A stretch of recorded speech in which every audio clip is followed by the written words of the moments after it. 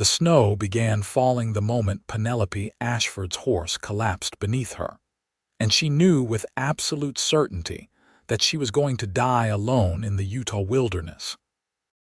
She had been riding for 3 days straight, fleeing from a marriage arrangement her uncle had made with a cattle baron twice her age in Sacramento. The 22-year-old woman had taken only what she could carry, stolen her uncle's most docile mare, and headed east with no plan beyond escape.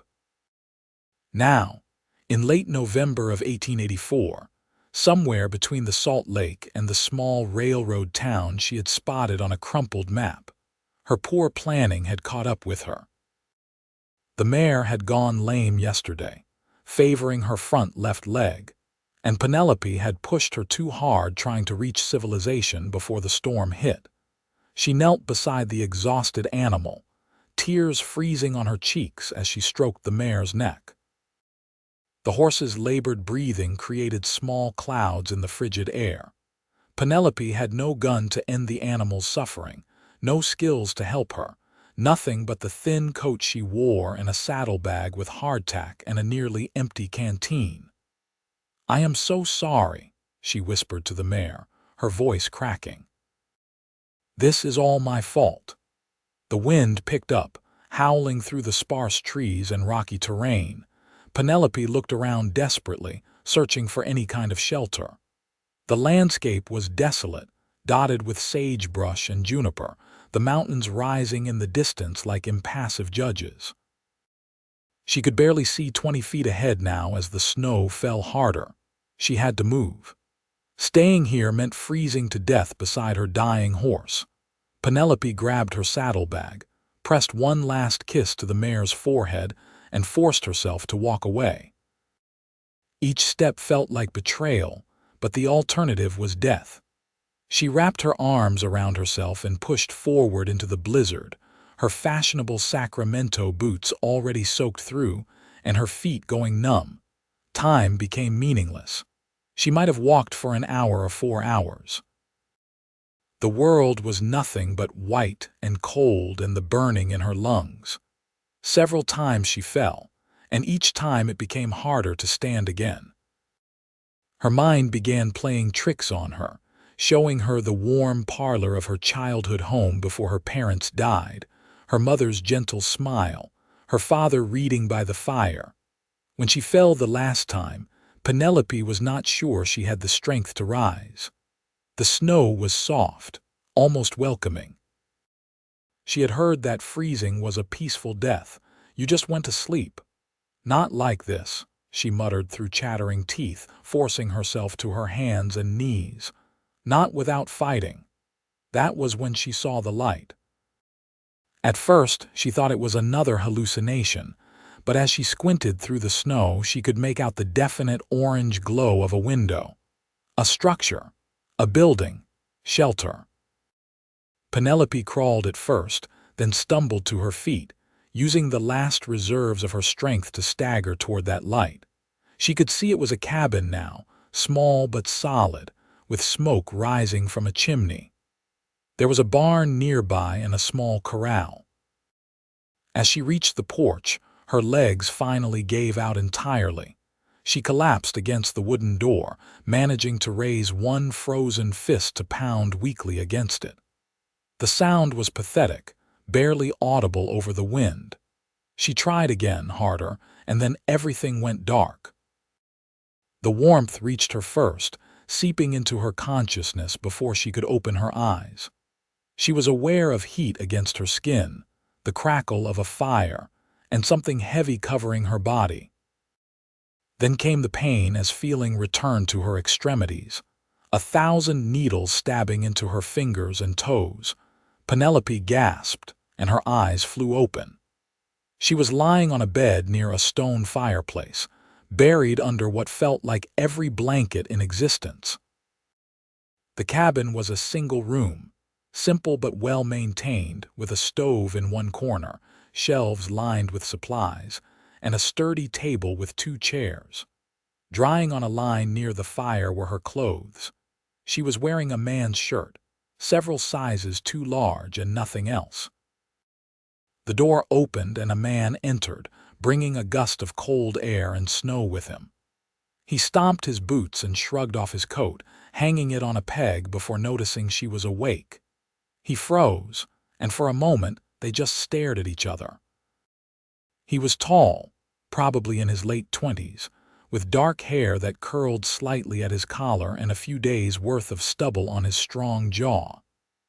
His eyes were a striking blue-gray, the color of storm clouds, and they assessed her with a mixture of relief and wariness.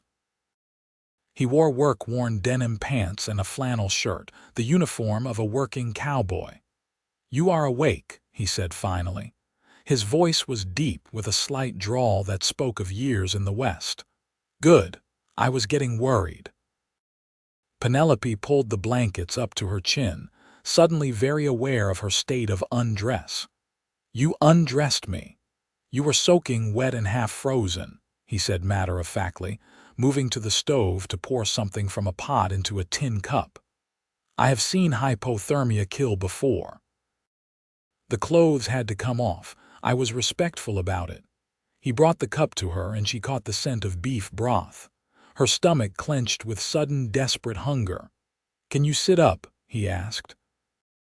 Penelope tried and managed to prop herself up against the wall, keeping the blankets clutched around her. Her whole body ached, but the terrible coldness was fading. The man handed her the cup, and she wrapped her hands around it gratefully, feeling the warmth seep into her palms. "Drink slowly," he instructed. "Your stomach will not handle much at first," she obeyed, taking small sips of the hot, salty broth. It was the most delicious thing she had ever tasted. "Thank you," she said after a moment. "You saved my life." He nodded, pulling the other chair over to sit a respectful distance from the bed. "Preston Xavier. I run cattle on the range between here and Kelton. This is my winter line shack. Penelope Ashford." She hesitated, then added, "From California." "That is a long way to travel," Preston said, his tone neutral but his eyes curious. "What brings a California lady to Utah in November?" Penelope took another sip of broth, buying time. She had no reason to trust this man despite him saving her life, but she also had no energy for elaborate lies. "I was running away from an arranged marriage. My horse went lame and collapsed about 2 miles from here. I had to leave her." Something flickered in Preston's eyes. "The roan mare," Penelope's heart squeezed. "Yes, did she? She was dead when I found her this morning. I buried her as best I could in the frozen ground." He said it gently, but the words still hit like a blow. Tears spilled down Penelope's cheeks. "She was not even mine. I stole her from my uncle's stable. She deserved better than to die because of my foolishness." "You could not have known a storm was coming," Preston said, "and dying would not have honored her sacrifice." He stood, moving back to the stove. "You need to eat more. I have stew." As Preston prepared food, Penelope studied her surroundings more carefully. The cabin was sparse but clean. There were books on a shelf, which surprised her. A few personal items, a shaving kit, a framed photograph of people she assumed were family. Everything spoke of a man who lived alone but took care with his space. He brought her a bowl of venison stew with chunks of potato and carrot. Her hands were still shaky, but she managed to feed herself while he busied himself checking her drying clothes. "The storm is going to last at least 2 more days," Preston said, his back to her. "Maybe 3. The temperature is dropping fast. Even after it clears, travel will be difficult for a while." "I see," Penelope said quietly. "I have some money. I can pay you for your hospitality." Preston turned to look at her, one eyebrow raised. "I am not in the habit of charging people to not freeze to death. I did not mean to offend you." He sighed, running a hand through his hair. "You did not. I am sorry. I am not used to company." He gestured around the small space. "As you can see, accommodations are limited. I will sleep by the fire. You keep the bed." "I cannot take your bed," Penelope protested. You nearly died last night. You are keeping the bed." His tone left no room for argument. "Your clothes should be dry by morning. There is a screen over there you can dress behind when you are ready."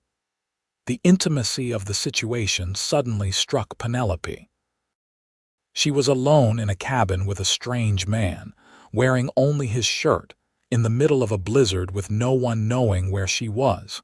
If he wanted to take advantage of her, there was nothing she could do to stop him. Preston seemed to read her thoughts. "You are safe here, Miss Ashford. I am not the kind of man who preys on women in distress." He met her eyes steadily. "I give you my word."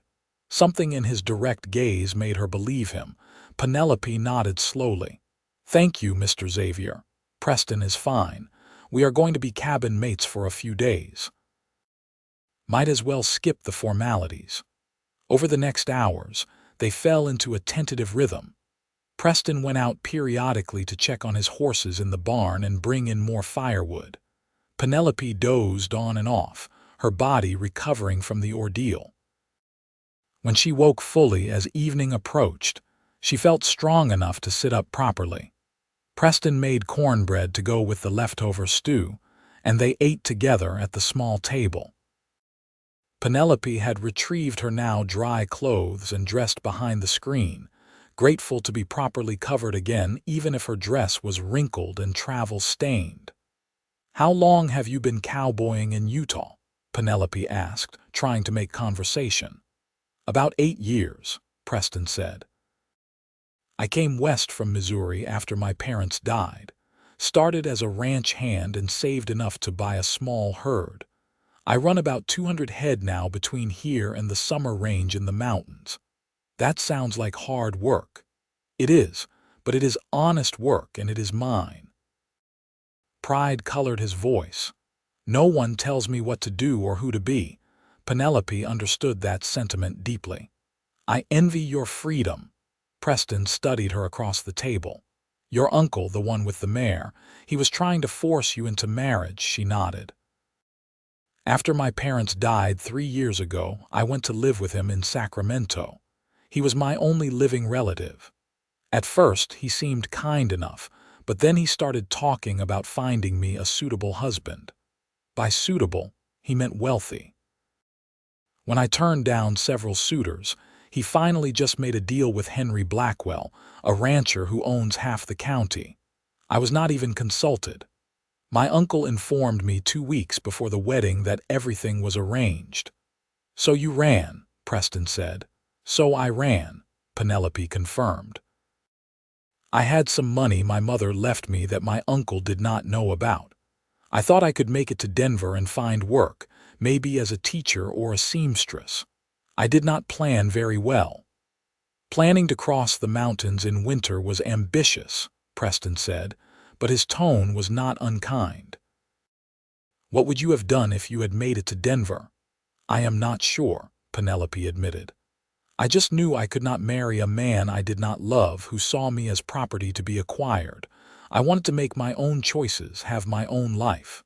Preston nodded slowly. "I can understand that." They sat in companionable silence for a while, listening to the wind howl outside. The cabin felt like its own small world, separated from everything else by walls of snow and darkness. "Can I ask you something?" Penelope said finally. "Go ahead." "Why do you have books?"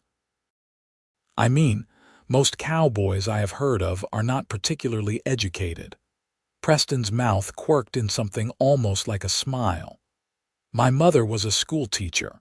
She made sure I could read and write before I could ride.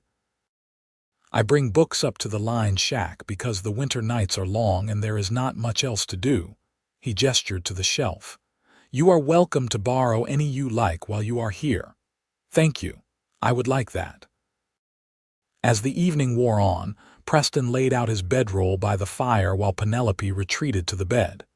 She was exhausted but found it hard to sleep, too aware of the man a few feet away, the strangeness of the situation, the uncertainty of what came next. "Preston," she said into the darkness. "Yes." "What will happen after the storm ends?" There was a long pause. That depends. Kelton is about 5 miles from here. It is a small railroad town, mostly a depot for cattle shipments. There is a boarding house run by a decent woman named Martha Connolly. You could stay there while you figure out your next move. You think my uncle will look for me? Probably. A man who arranges marriages without consent is not likely to let his property walk away easily. Preston's voice was hard. But Utah is not California. He has no authority here. He has money that buys authority anywhere. Not from me, it does not. The fierceness in Preston's voice surprised her. No one is going to force you into anything while I have a say in it. Warmth bloomed in Penelope's chest, and it had nothing to do with the fire. You barely know me. I know you were brave enough to run. I know you are strong enough to survive what should have killed you. That is enough. Penelope smiled into the darkness. Good night, Preston. Good night, Penelope. The storm raged for 3 days, just as Preston had predicted. During that time, Penelope and Preston learned to exist in the small space together.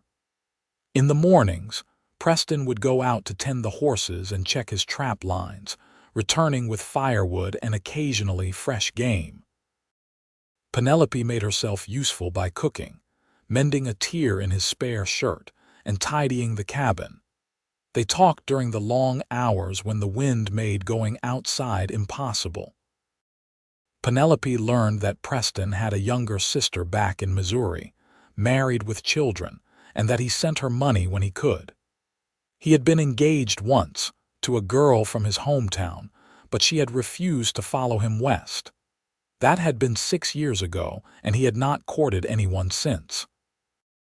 I think Ellen did me a favor, Preston said one afternoon as they sat by the fire, Penelope mending socks while he oiled his tack. She wanted a husband who would work in her father's shop and never leave town. That would have killed something inside me. Do you ever get lonely? Penelope asked. Living out here by yourself, Preston considered the question. Sometimes, especially in winter when I am up here alone for weeks at a time, but I prefer loneliness to feeling trapped. He glanced at her. I imagine you understand that. I do, Penelope said softly. My uncle's house was beautiful and I never wanted for material comfort, but I felt like I was suffocating every single day. What did you do? Before you ran, I read mostly. My uncle thought education for women was unnecessary, but my mother had taught me to love books. I would hide in the library for hours. Sometimes I would walk in the garden and pretend I was somewhere else, anywhere else. She set down the sock she was working on. It sounds silly, does it not? Most women would be grateful for such a life. It does not sound silly, Preston said firmly. A gilded cage is still a cage. The way he looked at her made Penelope's breath catch. In the firelight, his eyes seemed darker, more intense.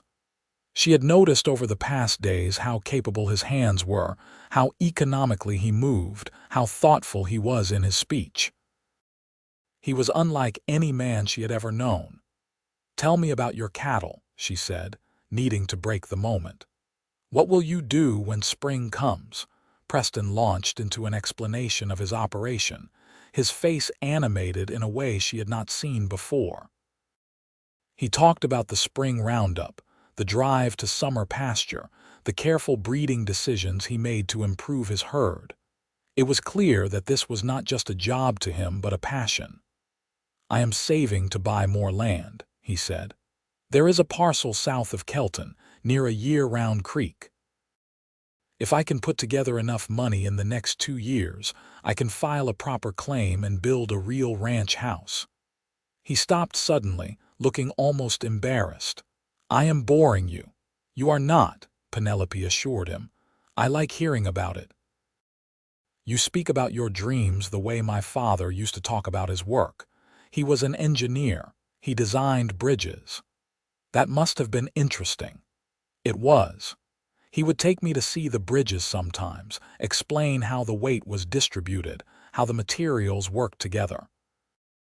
He said engineering was like solving a puzzle that had real consequences if you got it wrong. Penelope smiled at the memory. My mother said I had his mind. She thought I might have been an engineer myself if I had been born a boy. You still could be, Preston said. Things are changing, even out here. Women are doing more than they used to. Maybe, Penelope said, though she did not believe it. The world was not that different yet. On the fourth day, the storm finally broke. Penelope woke to silence and sunlight streaming through the small window. Preston was already up, standing at the door and looking out. It is clear, he said when he noticed she was awake. The snow is deep, but it is passable. We could make it to Kelton today if we take it slow. Penelope sat up, pulling the blankets around her. She should have felt relief, but instead there was a strange reluctance in her chest.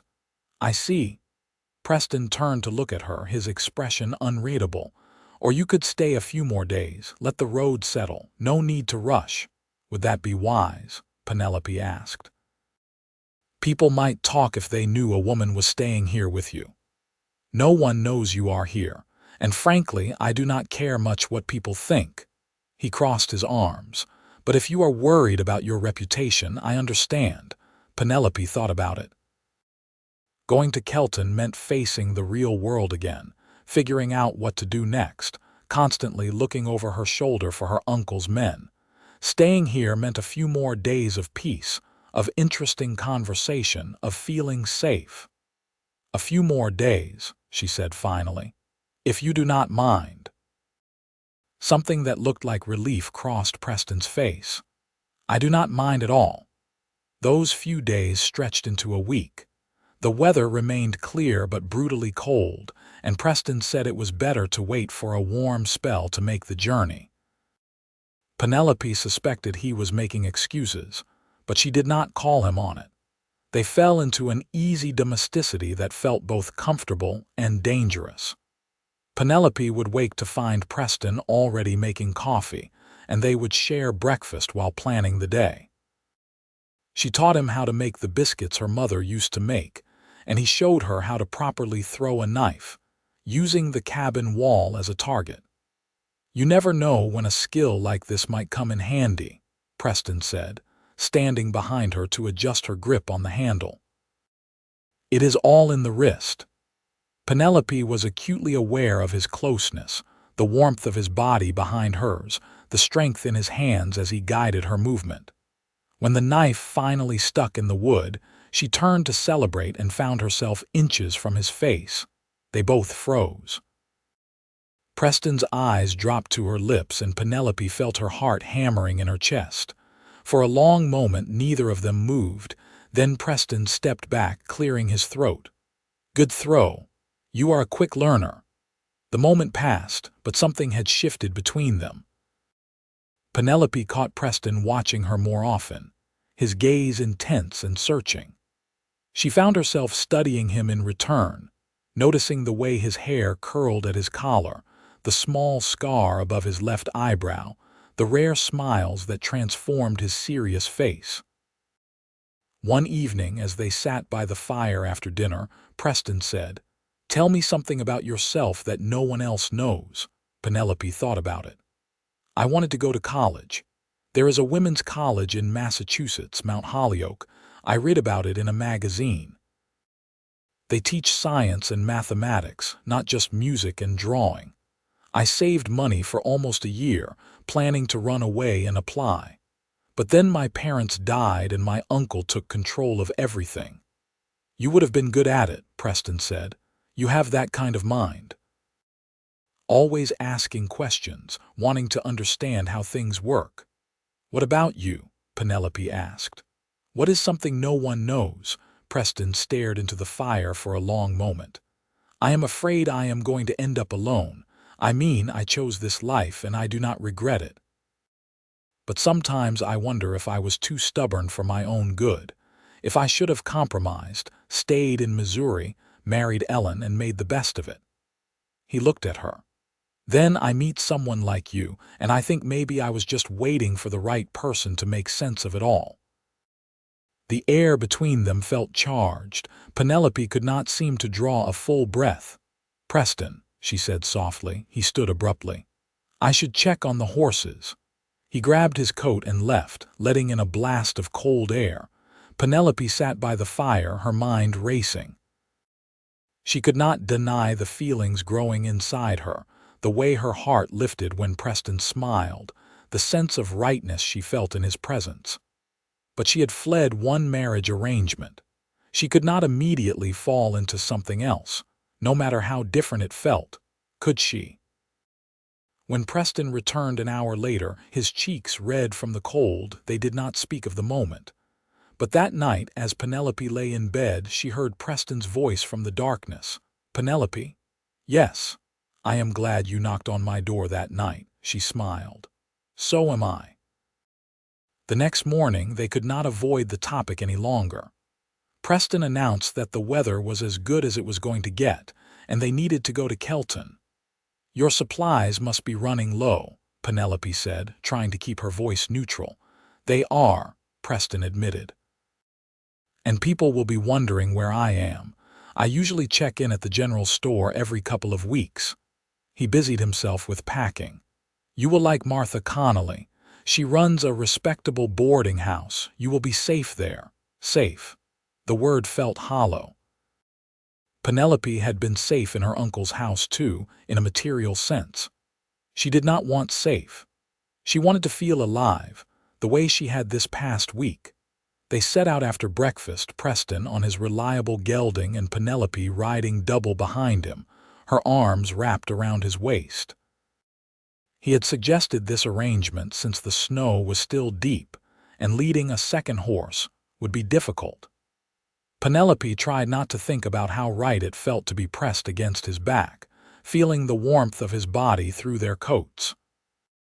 The journey took several hours, the horses plunging through snow that sometimes reached their knees. Preston guided them with confidence, following landmarks Penelope could not distinguish. The landscape was beautiful in its winter starkness, all white and blue, and the dark shapes of distant mountains. Kelton appeared gradually, first as a smudge of smoke against the sky, then as a collection of buildings along the railroad tracks. It was smaller than Penelope had imagined, maybe 20 structures in all, but it had the basics: a general store, a depot, a saloon, and several houses. Preston pointed out the boarding house as they rode down the main street. People stared as they passed. A cowboy traveling with a woman was apparently unusual enough to draw attention. Preston stopped in front of a neat two-story house with a painted sign that read Connolly's Boarding House. He helped Penelope down, his hands steady at her waist, and for a moment they just looked at each other. "Wait here," he said. "Let me talk to Martha first." Penelope stood in the cold, holding her small bag of belongings, feeling more alone than she had since the night she fled Sacramento. This was foolish. She barely knew Preston. A week together in a cabin did not mean anything. He was doing his duty, helping her to safety, and now he would return to his life and she would figure out hers. Preston emerged with a woman in her 50s, stout and no-nonsense looking, with kind eyes and graying hair pulled back in a practical bun. "Miss Ashford," the woman said warmly. "I am Martha Connolly. Preston tells me you ran into some trouble on the trail. You are welcome to stay here as long as you need. I have a room available and the rate is reasonable." "Thank you, Mrs. Connolly," Penelope said. "I appreciate your kindness." Martha looked between her and Preston, something knowing in her expression. "Why do not you come inside, dear? You must be frozen. Preston, you will join us for coffee." "I need to get to the general store before it closes," Preston said, not meeting Penelope's eyes. "But thank you, Martha." He tipped his hat to Penelope and she felt panic rising in her chest. This could not be it, not like this. "Preston," she said, but he was already turning away, leading his horse down the street. Martha put a gentle hand on Penelope's arm. "Come inside, dear. We will get you settled." The boarding house was comfortable with a parlor, a dining room, and 6 bedrooms upstairs. Martha showed Penelope to a small but clean room with a narrow bed, a washstand, and a window overlooking the street. It was perfectly adequate. It felt like a prison cell. "I have 3 other boarders at the moment," Martha explained. 2 railroad workers and a clerk from the depot. Meals are included in the rate. Breakfast at 7, dinner at 6. No men in the rooms, no drinking, no cursing. Church on Sunday if you are inclined. "That all sounds fine," Penelope said faintly. Martha studied her with sharp eyes. "How long were you at Preston's line shack?" "About a week, maybe a bit more." "And he was a gentleman the whole time?" "Completely," Penelope said firmly. "He saved my life and never once made me feel unsafe or uncomfortable." Martha nodded, satisfied. "Preston Xavier is one of the good ones. Known him since he first came to Utah. Works hard, keeps his word, does not cause trouble." She paused. "He also has not looked twice at a woman since I have known him. Until now, apparently." Penelope felt her cheeks heat. "I do not know what you mean." "Do not you?" Martha smiled. "I saw the way he looked at you, dear, and the way you looked at him. That is not my business, of course. I just thought you should know that if Preston Xavier brought you to my door personally and made sure you had a safe place to stay, it means something." After Martha left, Penelope sat on the bed and stared at the wall. Her whole body ached with exhaustion and confusion. What did she want? What was she supposed to do now? She had money for maybe 2 months of boarding. After that, she would need to find work. Martha had mentioned that the school teacher was talking about leaving in the spring, heading back east to care for an ailing parent. Maybe Penelope could apply for that position. It was not Denver or Mount Holyoke, but it was honest work and independence. But every thought circled back to Preston. His steady presence, his dry humor, the way he listened when she spoke as if her words actually mattered. The feeling of his arms around her when he corrected her knife throwing, the intensity in his eyes when he looked at her across the fire. She was falling in love with him. Maybe had already fallen. The realization should have terrified her. Instead, it felt like something clicking into place. Penelope did not see Preston for 3 days. She settled into the routine at the boarding house, taking meals with the other boarders and helping Martha with small tasks. The town was quiet. Most activities centered around the railroad depot. People were polite but curious about her, clearly wondering where she had come from. On the 4th day, there was a knock at the door during breakfast. Martha went to answer it and returned with Preston following behind her, his hat in his hands. "Miss Ashford," he said formally. "I apologize for the interruption. I wondered if you might take a walk with me, if you are not busy." Every person at the table was suddenly very interested in their eggs. "I would like that," Penelope said, standing. "Let me get my coat." They walked in silence down the main street and out toward the edge of town, where the landscape opened into white fields and distant mountains. The morning was cold but clear, the sun bright on the snow. "How are you settling in?" Preston asked finally. "Martha is wonderful." "The room is comfortable." Penelope kept her voice neutral. "I am thinking about applying for the teaching position in the spring." Preston nodded. "You would be good at that." More silence. Penelope wanted to scream with frustration. "Why did you come here, Preston?" He stopped walking and turned to face her. "Because I have not been able to think about anything else except you for 3 days. Because I keep remembering the way you looked in the firelight, the sound of your laugh, how right it felt having you in my space. Because I am terrified that you are going to disappear from my life as suddenly as you appeared, and I will spend the rest of my days wondering what might have been." Penelope's heart was pounding. "Preston."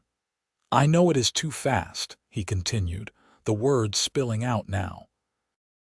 "I know you just escaped one man trying to control your life, And the last thing you need is another man complicating things. But I had to tell you. I am falling in love with you, Penelope.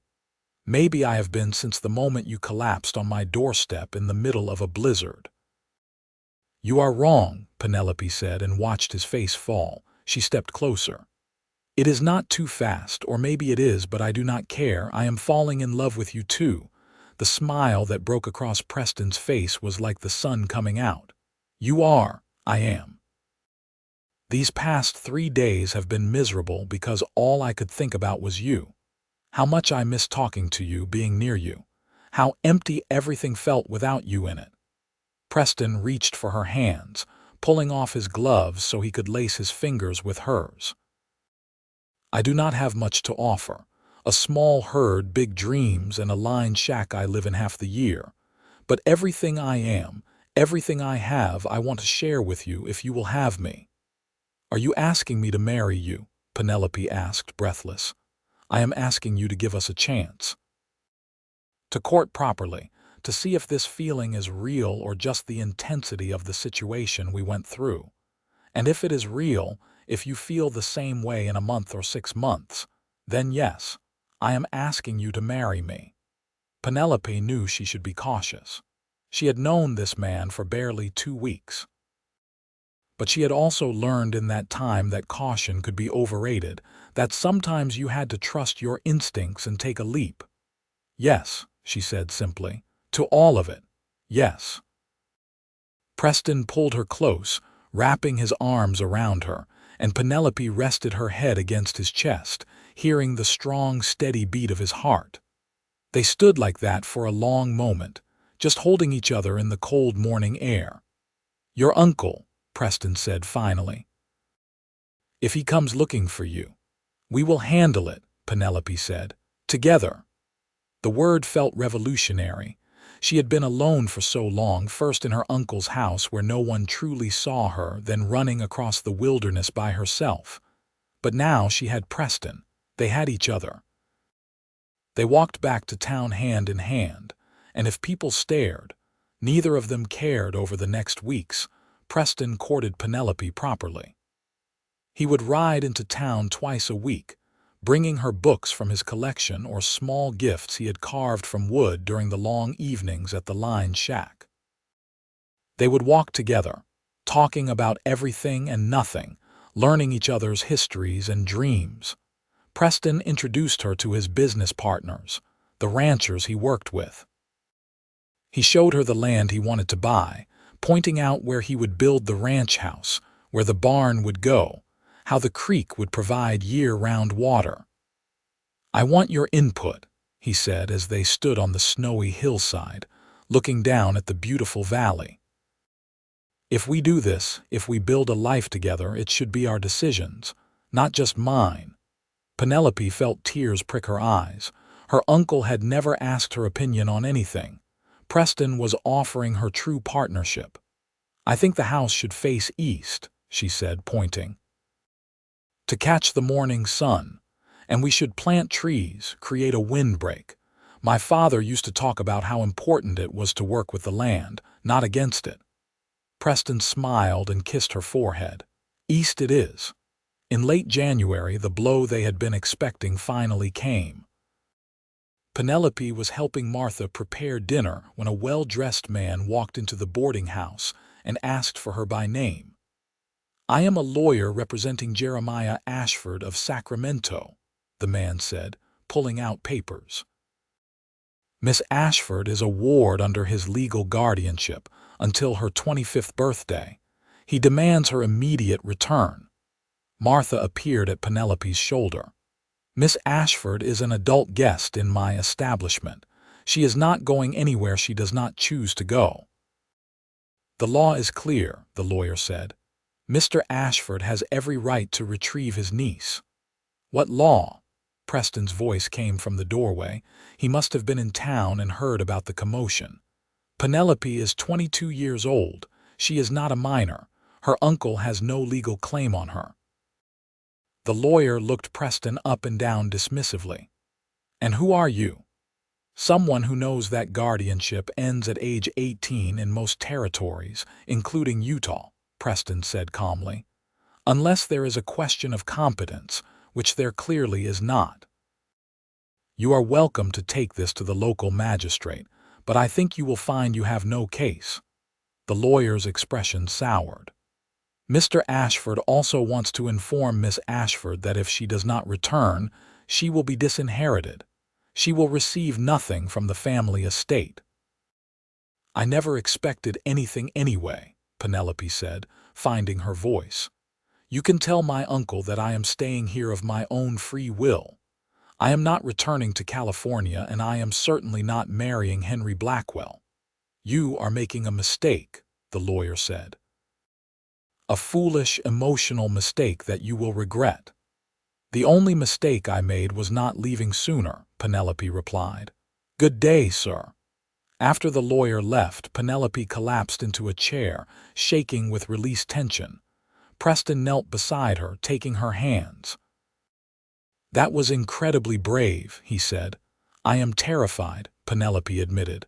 What if he comes back? What if he brings the law? Then we will fight it, Preston said firmly. You are not alone in this. Martha brought tea and sat with them. I have been running this boarding house for 15 years. I have seen all kinds of people pass through, and I have learned to judge character pretty well. Your uncle sounds like a bully who is used to getting his way. But he is a long way from home now, and bullies do not do well when people stand up to them. Preston squeezed Penelope's hands. She is right. He has no real power here. What about the engagement to Blackwell? Penelope asked. Could they claim breach of contract? You did not sign anything, did you? Preston asked. No. The whole thing was arranged between my uncle and Blackwell. I was not even consulted. Then there is no contract to breach. You cannot be held to an agreement you never made. Penelope felt the tension begin to drain from her body. So this is really over. I am really free. You are really free, Preston confirmed. That night Penelope could not sleep. She kept replaying the confrontation, imagining all the ways it could have gone worse. Finally, she got up and went downstairs, thinking she would make tea in Martha's kitchen. She found Preston sitting in the parlor, staring at the cold fireplace. I thought you went back to the line shack, Penelope said. I got a room at the saloon. I wanted to be in town in case there was more trouble. He looked up at her. Could not sleep either. Too much going through my mind. Penelope sat beside him. Preston, I need to ask you something, and I need you to be honest with me, always. Are we doing this because of the situation? Because I needed saving and you were there? Would you still want me if we had met under normal circumstances? Preston turned to face her fully. Penelope, if I had met you at a dance hall or a church social or anywhere else, I still would have fallen in love with you. The circumstances brought us together, but it is who you are that made me fall. Your intelligence, your courage, your kindness, the way you see the world. The way you make me laugh, I love you. Not the idea of you, not the damsel I rescued, but you. I needed to hear that, Penelope whispered. I know the timing is strange. I know people will say we are rushing, but I have never been more sure of anything in my life. Preston took her hand. Marry me, Penelope. Not in 6 months or a year when it seems proper. Marry me now. Now, as soon as we can arrange it. I do not want to spend another night without you. I do not want there to be any question about your status or my commitment to you. I want you to be my wife. Penelope felt joy bubbling up inside her, bright and effervescent. Yes, yes, I will marry you. Preston kissed her then, soft and sweet and full of promise. When they pulled apart, they were both smiling. Tomorrow, Preston suggested, there is a minister who comes through on the train. He stays at the saloon usually. We could ask him to perform the ceremony. Tomorrow, Penelope agreed, but I want Martha there, and anyone else in town who wants to come. I want it to be official and witnessed so no one can ever question it. Whatever you want, as long as the end result is you becoming Mrs. Xavier." They were married 2 days later in Martha's parlor, with half the town crammed in to witness it. Penelope wore a simple blue dress that Martha helped her alter, and Preston wore his best shirt with a string tie.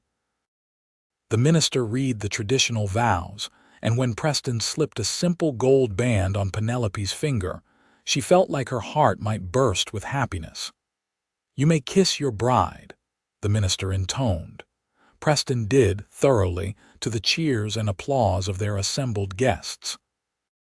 When they pulled apart, Penelope was laughing and crying at the same time. "I love you," she whispered. "I love you too, Mrs. Xavier," Preston replied. The community rallied around them in ways Penelope had not expected. The ranchers Preston worked with took up a collection to help with supplies for the new ranch. Martha gave them a set of dishes and linens. The general store owner offered credit until the cattle sales in the spring. Even the saloon keeper donated a bottle of good whiskey for the celebration. Preston and Penelope spent their wedding night at the boarding house in her small room, which Martha had decorated with candles and wildflowers she had somehow found even in the dead of winter. It was not fancy or elegant, but it was theirs, and that made it perfect. "Are you happy?" Preston asked as they lay together afterward, Penelope's head on his chest. "Happier than I have ever been," she said honestly. 3 months ago, I was trapped in a life I hated with no hope of escape. Now I am married to a man I love in a place I am starting to call home. It feels like a dream." "It is not a dream," Preston assured her. "This is real. We are real.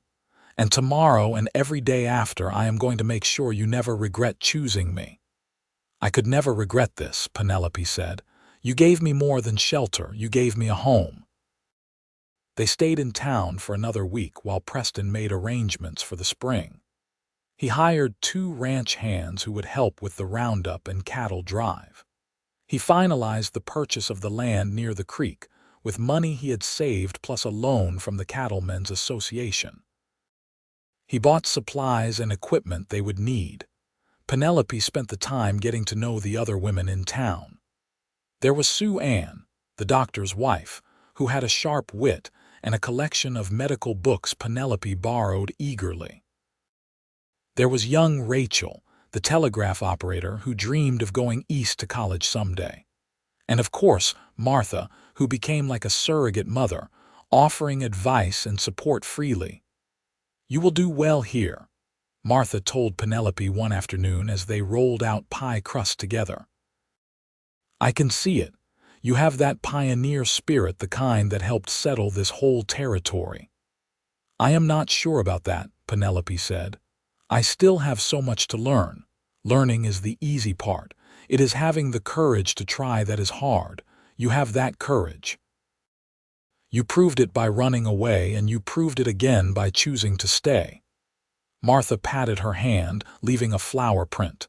"Preston is lucky to have you. I think I am the lucky one. Then you are both lucky, and that is how it should be." In mid-February, Preston and Penelope moved out to the land that would become their ranch. The line shack was too far away for regular living, so they set up a large tent near the creek, while Preston began work on the ranch house foundation. It was rough living, but Penelope threw herself into it with enthusiasm. She learned to cook over an open fire, to wash clothes in the frigid creek water, to identify animal tracks in the snow. Preston taught her to ride his spare horse properly, to shoot a rifle in case of predators, to read the weather signs in the clouds and wind. In return, she helped him with the endless planning and calculations required to run a ranch. Her education and quick mind with numbers proved invaluable as they mapped out pastures and calculated feed requirements and projected growth rates. "You are right," Preston said one evening as they reviewed their plans by lamplight in the tent. "We do need to rotate the pastures more. If we divide this section here and here, the grass will recover faster." It is just basic mathematics, Penelope said. The land can only sustain so much grazing before it degrades. Preston kissed her temple. I love your brain, just my brain, Penelope teased. I love all of you, Preston said, pulling her close. Every brilliant, beautiful part. As the winter slowly gave way to early spring, they worked side by side building their future. The ranch house began to take shape, a solid log structure that would have 3 rooms to start with space to add more later. Preston insisted on a large window in the main room facing east, just as Penelope had suggested, to catch the morning light. For your reading corner, he explained. I want you to have a space that is just yours. The thoughtfulness of the gesture brought tears to Penelope's eyes. Thank you. In late March, they got word that the school teacher was indeed leaving at the end of the term. The town council approached Penelope about taking over the position starting in the fall. It would only be 3 days a week, Penelope told Preston excitedly. Tuesday through Thursday. The salary is not much, but it would help with expenses, and I would love to teach. Then you should do it, Preston said without hesitation. I can handle things here those days, and having our own income separate from the ranch is smart. Diversification. You do not mind. Some men would not want their wives working. Preston cupped her face in his hands. I did not marry you to keep you locked away. I married you because I love who you are, and teaching is part of that. Do not ever hide your light from me or anyone else. The spring roundup was hard, exhausting work. Preston was gone for long days, gathering the cattle that had scattered over the winter range. Penelope kept the camp running, tending the horses, maintaining equipment, and keeping detailed records of the count and condition of the animals. When Preston would return at night, covered in dust and sweat, she would have hot food waiting and cool water for washing. They would eat together under the stars, Preston telling her about his day, pointing out the constellations and sharing plans for the future. When the house is finished, I want to get a few chickens, Penelope said one night, and maybe a milk cow. If we are going to build a real ranch, we need to be as self-sufficient as possible. Chickens and a cow, Preston repeated, grinning. A year ago, I would have laughed if someone told me I would be excited about chickens. A year ago, you were alone in a lined shack. Look at how much has changed. Preston pulled her close. Best changes I ever made. In May, Penelope realized she had missed her monthly courses. She said nothing at first, not wanting to get Preston's hopes up if she was wrong. But when June came and went with the same result, and she began feeling queasy in the mornings, she could no longer deny it. She was pregnant. Penelope was simultaneously thrilled and terrified. They had been married less than 6 months, the ranch was still being established, and she had just committed to teaching starting in the fall. But a baby. Their baby. A family. She told Preston that evening after he returned from moving cattle to the higher summer range. She had made his favorite meal and wore the good dress she saved for special occasions. You are being suspicious, Preston said, eyeing her over dinner. What are you up to? I am not up to anything. I just wanted tonight to be special. Why, what is today? Preston looked genuinely confused, mentally calculating. It is not our anniversary. That is in January. Penelope took a deep breath. Preston, I am pregnant. We are going to have a baby. Preston froze, his fork halfway to his mouth. A baby, Penelope confirmed. Probably due in late December or early January, based on my calculations. The fork clattered to his plate. Preston stood up, walked around the table and pulled Penelope into his arms, holding her so tightly she could barely breathe. A baby, he kept repeating. We are going to have a baby. You are sure? As sure as I can be without seeing a doctor, but all the signs are there. Preston pulled back just far enough to look at her face, his own expression full of wonder. This is the best news, the absolute best news. Are you happy? Are you scared? Do you feel all right?" "Yes to all three," Penelope laughed. "I am happy and scared and queasy every morning, but otherwise fine. We need to see the doctor. We need to make sure you are healthy, that the baby is healthy. And the house, we need to finish the house before winter.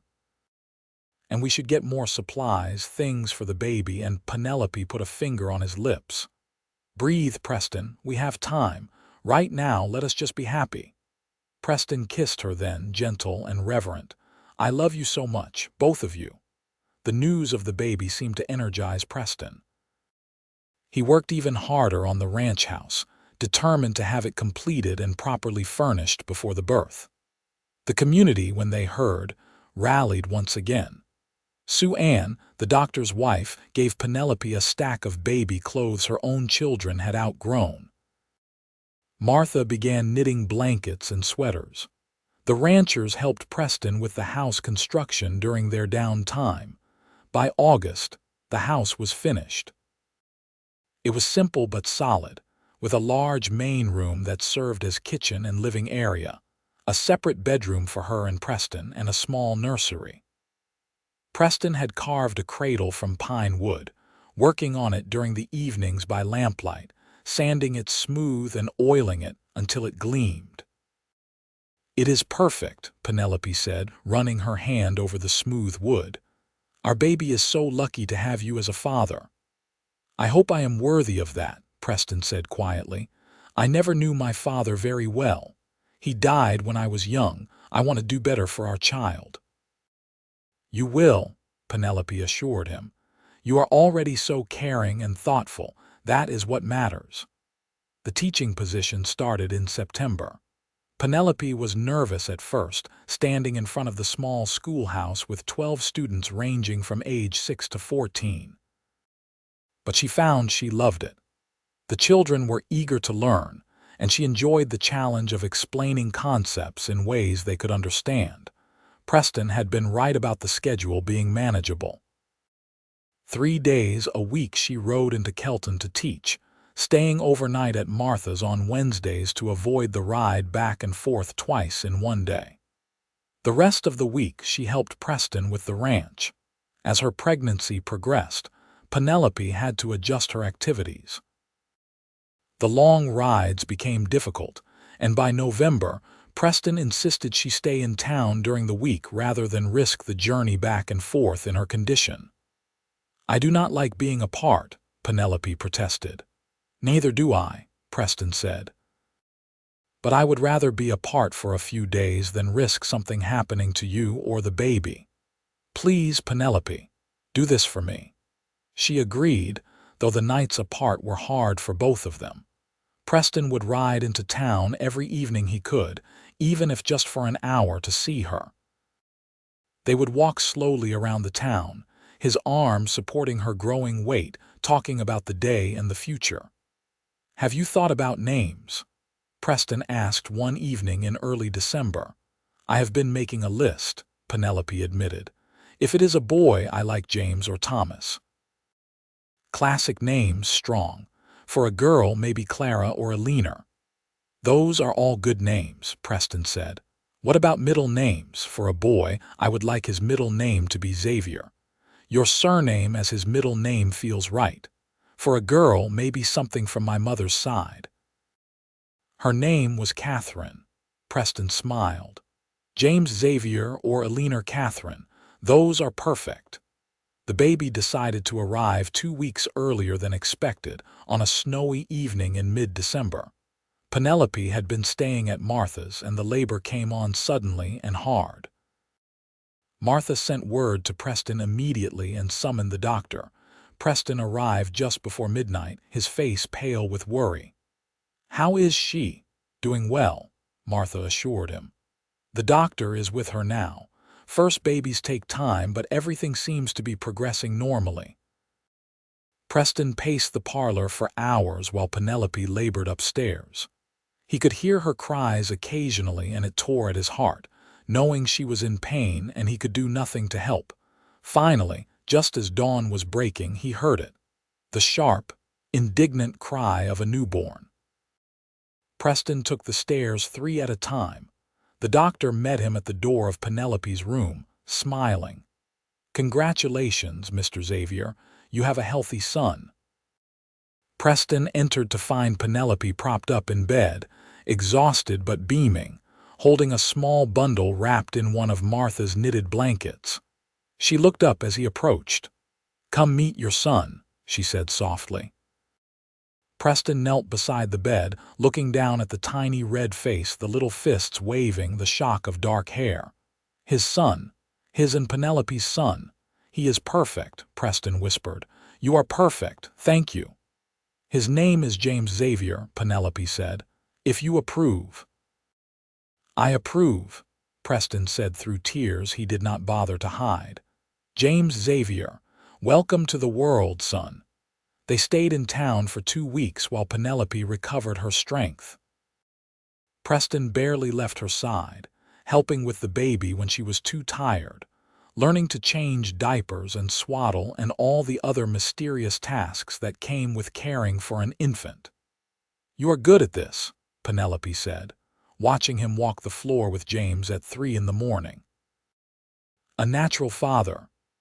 "I am terrified I am going to break him," Preston admitted. "He is so small. He is tougher than he looks, just like his father." When they finally brought James home to the ranch, it felt like the final piece of their life clicking into place. Preston had made sure the house was warm and stocked with everything they might need. He had even built a rocking chair for Penelope to use when feeding the baby.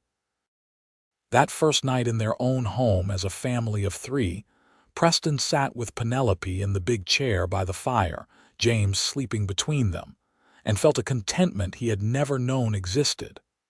"This is everything I never knew I wanted," he said quietly. "A year ago I was alone and I thought I was fine with that, but I was just existing, not really living. You and James, you both make me want to be better, do more, build something that lasts." "We will build it together," Penelope said. "That is what partnership means, what family means." The first year of James's life flew by in a blur of sleepless nights and small milestones. His first smile, his first tooth, his first words. Penelope returned to teaching in the spring, taking James with her and letting Martha watch him during school hours. Preston hired a full-time ranch hand, which allowed him more flexibility to help with the baby. The ranch prospered. Preston's careful management and Penelope's detailed record keeping paid off. They were able to pay off the land loan ahead of schedule and even buy additional acreage. The herd grew from 200 head to nearly 400. On their first anniversary, Preston gave Penelope a gift that made her cry. A leather-bound ledger with her name embossed on the cover. "For your thoughts," he explained. "I know you like to write things down, figure things out on paper. I thought you might want a proper journal." "It is perfect," Penelope said, holding it close. "Thank you." She began using the journal that night, recording not just ranch business but family stories, James's development, her own thoughts and feelings about this life she was building. "1 year ago I married a man I had known for 6 weeks," she wrote. "Everyone thought we were crazy rushing into it. But standing here now, looking at all we have created together, I know it was the rightest thing I have ever done. Preston is my partner, my best friend, my love. And James is the most perfect blend of both of us. I am so grateful for the storm that brought me here." By the time James turned 2, Penelope was pregnant again. This pregnancy was easier, perhaps because she knew what to expect, or perhaps because she was not simultaneously establishing a new life from scratch. Their daughter, Eleanor Catherine, arrived in September of 1887, just as the fall roundup was beginning. She was tiny and loud and had Preston completely wrapped around her finger from the first moment. "I do not know what I am going to do when she is older," Preston said, holding his daughter while she slept. "How am I supposed to say no to this face?" "You will manage," Penelope laughed.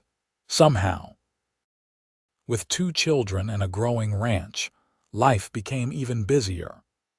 Penelope cut back her teaching to 2 days a week, and eventually, as the children grew more active, she stopped altogether, though she still tutored students who needed extra help. Preston built an addition onto the house, adding 2 more bedrooms and a proper dining room. He also built a small schoolroom where Penelope could teach the children at home. "I want them to have every opportunity," Preston said. "The education you did not get, the choices you did not have. Our children will have all of that." "You are a good man, Preston Xavier," Penelope said, kissing him. "The best man I know." The years passed in a rhythm of seasons and growth. James grew into a serious boy who loved the ranch and followed his father everywhere. Eleanor was more like Penelope, curious about everything, always asking questions and demanding explanations. They had a 3rd child, another son named Thomas, born in 1890, who seemed to have the best qualities of both his siblings. The ranch continued to prosper. Preston became one of the most respected cattlemen in northern Utah, known for his fair dealing and quality stock. Penelope became involved in the town council, advocating for better schools and resources for families. Together, they built not just a ranch but a legacy. When James turned 18, Preston offered him a full partnership in the ranch operation. "This is as much yours as it is mine," Preston told his son. "You have worked for it, earned it. I want you to have a say in how we move forward." James, now tall and serious like his father, shook Preston's hand solemnly. "I will not let you down, Pa. You never have," Preston assured him. Eleanor, at 16, announced her intention to attend college in Salt Lake City, studying to become a teacher like her mother. "I want to help other girls the way Mama always helped me," Eleanor explained. "Show them they can be smart and capable and choose their own paths." Preston struggled with the idea of his daughter leaving, but Penelope supported it completely. "Let her go," she told Preston. "Let her discover who she is meant to be. That is the greatest gift we can give her."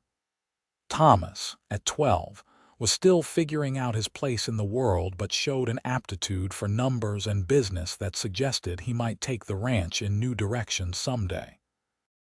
In the spring of 1902, Penelope and Preston celebrated their 20th anniversary. Their children organized a party that brought together friends and neighbors from across the territory. As the evening wound down and guests departed, Preston and Penelope stood on the porch of their ranch house, looking out at the land they had built together. "You ever think about that night?" Preston asked. "When you knocked on my door half frozen?" "All the time," Penelope said. "I think about how scared I was, how lost, and then I think about everything that came after, all of this." She gestured at the house, the barns, the land stretching out under the stars. "I came looking for shelter for one winter. You gave me a home for all my seasons." Preston pulled her close. "We gave each other a home. That is the miracle of it. 2 people who were both running from loneliness, finding exactly what we needed in each other. Do you ever regret it? The life you might have had if I had not shown up?" "Never," Preston said firmly. "Not for a single second." "You are the best thing that ever happened to me, Penelope Xavier. You and our children and this life we built. If I could go back and do it all again, I would not change a thing." Penelope rested her head on his shoulder, breathing in the familiar scent of him, feeling the solid warmth of his body against hers. 20 years, and she still got butterflies when he looked at her a certain way. 20 years, and she still felt grateful every single day that a blizzard had driven her to his door. "I love you," she said simply. "Then, now, always." "Always," Preston agreed, kissing the top of her head. As they stood there in the gathering darkness, lights began appearing in the windows of the ranch house as their children prepared for bed. Inside was warmth and love, and all the messy, beautiful chaos of family. Outside was the land they had nurtured, the cattle they had raised, the legacy they were building for future generations. Penelope Ashford had fled California seeking nothing more than survival, hoping to outrun an unwanted fate. Instead, she had found Preston Xavier, a man who saw her for who she truly was and loved her for it. Together, they had built not just a ranch but a partnership, a family, a life rich with meaning and purpose. She had wanted only shelter for winter. He had offered warmth that lasted all her seasons. And in accepting his offer, in taking that leap of faith on a snowy December night, she had found something more precious than safety or comfort or security. She had found home. The years continued to unfold with their mixture of joy and challenge. James married a rancher's daughter from the next valley, and they built a house on the northern section of the Xavier Ranch. Eleanor graduated from college and returned to Kelton to teach, though everyone suspected she was also being courted by the new doctor in town. Thomas showed his business acumen by negotiating better rates for cattle shipments, saving the ranch significant money. Preston and Penelope settled into the role of grandparents when James and his wife welcomed their first child, a boy they named Preston after his grandfather. Holding his namesake, Preston Xavier felt the weight of legacy and responsibility, but also the lightness of joy. "Another generation," he said to Penelope as they watched James's wife rock little Preston to sleep. "Can you believe it?" "I can," Penelope said. "This is what we built it all for. Not just for us, but for them, for the future." On a cold January evening in 1906, Preston and Penelope celebrated their 25th anniversary quietly at home, just the two of them. The children had offered to organize another party, but they had declined, wanting this milestone to be private and intimate. Penelope cooked Preston's favorite meal, and he opened a bottle of wine they had been saving for a special occasion. They ate by candlelight and talked about everything and nothing, the way they had so many nights over the years. 25 years, Preston mused. A quarter century, more than half our lives spent together. "The better half," Penelope said. "I cannot imagine any other life now. This is where I was always meant to be." "Do you ever wonder what happened to your uncle, if he ever looked for you again after that lawyer came?" Penelope shook her head. "I heard through Martha a few years ago that he died, left his money to some charity.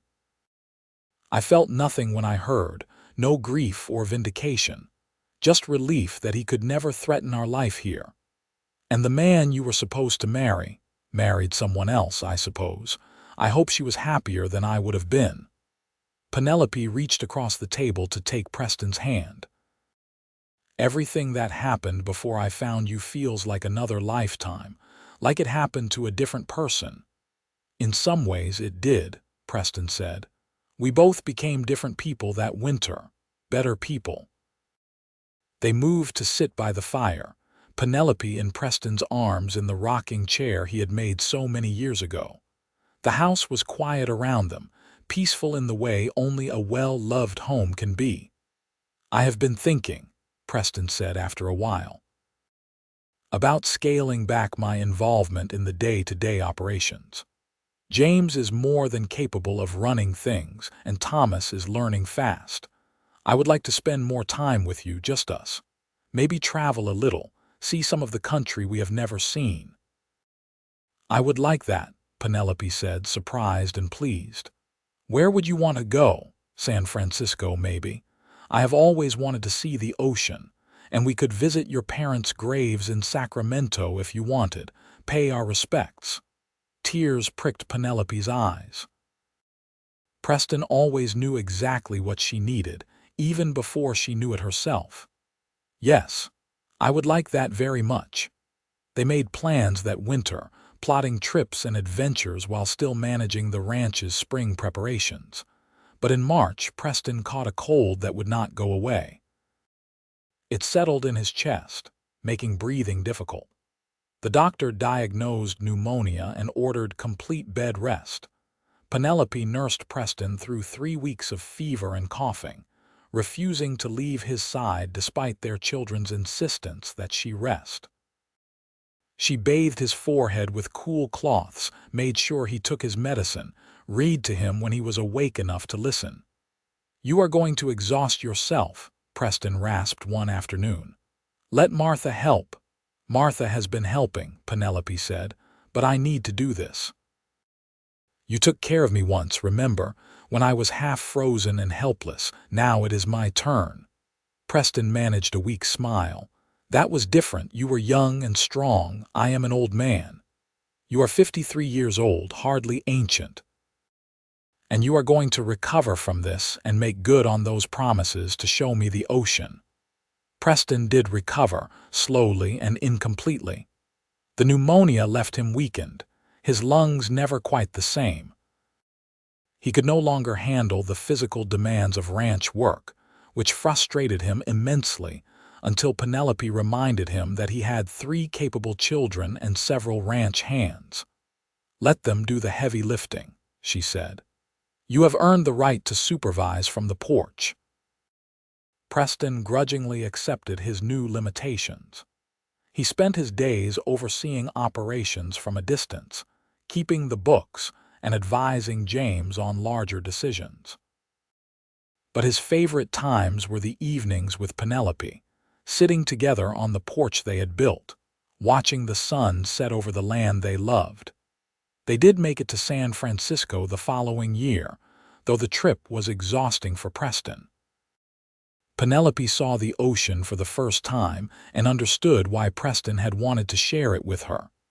It was vast and powerful and beautiful, much like the love they had built together. In Sacramento, they visited her parents' graves. Penelope introduced Preston to her mother and father, telling them about the life she had built, the man she had married, the children and grandchildren they had created. Preston stood respectfully beside her, his hand warm in hers. "I wish they could have known you," Penelope said as they walked back to the hotel. "They would have loved you." "I wish I could have known them too," Preston said. "Anyone who raised you must have been remarkable people." Life continued its steady march forward. More grandchildren arrived. Eleanor married her doctor and had twins. Thomas married and built a house in Kelton, opening a feed and supply business that served the surrounding ranches. The Xavier name became synonymous with quality and integrity in northern Utah. Preston's health continued to decline slowly over the years. By 1910, he needed a cane to walk and tired easily. But his mind remained sharp, and his love for Penelope never wavered. On a warm June evening in 1911, Preston and Penelope sat on their porch as they had thousands of times before. The sun was setting in brilliant shades of orange and pink, painting the mountains in gold. "I have been thinking about that night again," Preston said suddenly. "The night you knocked on my door. What about it? How easily it might not have happened. If I had been somewhere else, if the storm had been worse, if you had turned a different direction. All the tiny chances that had to align perfectly for us to find each other." "Fate," Penelope said, "or providence, or just incredibly good luck." "I think it was meant to be," Preston said. "I think the universe knew we needed each other." "You are getting philosophical in your old age," Penelope teased gently. "Maybe. Or maybe I just want you to know, while I still can, how grateful I am for all of it. For you choosing to knock on my door, for staying when you could have left, for building this life with me. You are the greatest gift I have ever received, Penelope Xavier." "And you are mine," Penelope said, her voice thick with emotion. "My shelter in every storm, my warmth in every season." They sat together as darkness fell, holding hands the way they had on their wedding day, speaking without words the way only 2 people who have shared a lifetime can do. The ranch settled into its nighttime rhythms around them, their children and grandchildren safely asleep in nearby houses. The cattle bedded down in the pastures, everything peaceful and right. Preston died peacefully in his sleep 3 months later, with Penelope beside him and their children gathered close. He was 60 years old and had lived every one of his years with Penelope to the fullest. The funeral brought people from across the territory, all coming to pay respects to a man who had been a pillar of the community. Penelope stood dry-eyed through the service, numb with grief, but holding herself together for her children. It was only later, alone in the house they had built together, that she finally broke down. She sat in Preston's chair by the fire and let herself weep for the man she had loved for 27 years, the partner who had seen her and valued her and built a world with her. James found her there hours later. "Ma, are you all right?" Penelope wiped her eyes and managed a watery smile.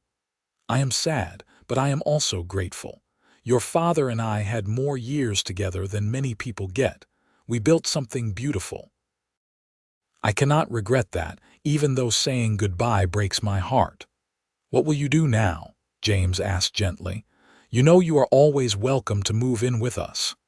"Thank you, sweetheart, but this is still my home.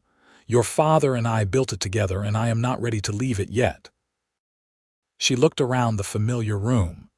"He is still here in every board and nail, every memory soaked into these walls. Leaving would feel like abandoning him." So Penelope stayed on the ranch, though she turned over full control to James. She spent her days tending her garden, spoiling her grandchildren, and writing in the journal Preston had given her so many years ago. She wrote about their life together, all the moments big and small that had made up their marriage. She wrote about the children they had raised and the values they had instilled. She wrote about the ranch and the land and the legacy Preston had left behind. On the 10th anniversary of Preston's death, Penelope made a trip back to the line shack where it had all begun. James insisted on taking her, worried about her making the journey alone at her age. The shack was still there, maintained by the ranch hands who used it during winter. Penelope stood in the doorway, looking at the small space, and could almost see Preston as he had been that night, young and wary and kind, offering shelter to a desperate stranger. "This is where it started," she told James. "This is where I found my home." "He loved you so much," James said. "He told me once that meeting you was like finding the piece of himself he had not known was missing." Penelope smiled through tears. "He was that for me too, my missing piece." She lived another 5 years, dying peacefully in her sleep at the age of 74. Her children buried her beside Preston on the small hill overlooking the ranch, with a headstone that read, "Penelope Xavier, beloved wife, mother, grandmother. She found shelter and created home." The ranch remained in the Xavier family for generations. James passed it to his son Preston, who passed it to his daughter Sarah, who passed it to her son Marcus. Each generation added their own touches, modernized operations, expanded or contracted based on the times. But the core remained the same. The land by the creek, the original ranch house preserved as family heritage, the values of hard work and integrity and love that Preston and Penelope had embedded in every acre. And in every generation, someone would tell the story of how it all began. How Penelope Ashford fled California in 1884, desperate and alone, and found herself caught in a blizzard. How she stumbled to a line shack where a young cowboy named Preston Xavier offered her shelter. How that single act of kindness blossomed into love, and that love built an empire. She wanted only shelter for winter, the story always ended. But he offered warmth that lasted all her seasons. It became family legend, the romantic foundation upon which everything else was built. Young Xaviers grew up hearing about their great-great-grandparents, who had defied expectations, and built something lasting from nothing but love and determination. The original line shack was eventually moved to the main ranch complex and restored as a museum of sorts, filled with artifacts from Preston and Penelope's life together.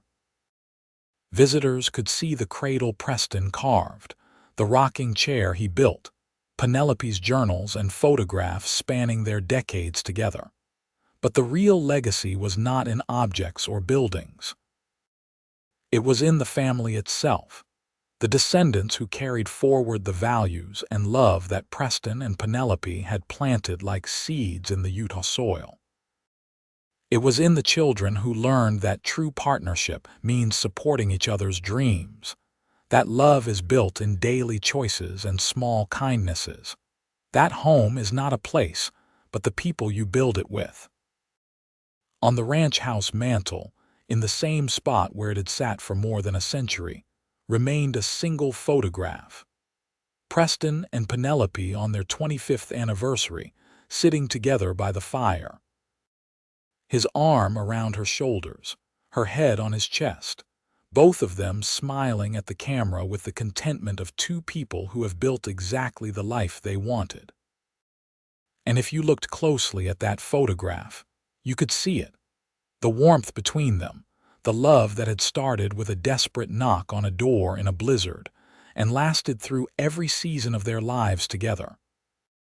That warmth still radiated from the photograph more than a century later, a testament to the truth that sometimes the greatest love stories begin with the simplest acts of kindness, and that shelter, freely given, can become a home that lasts forever.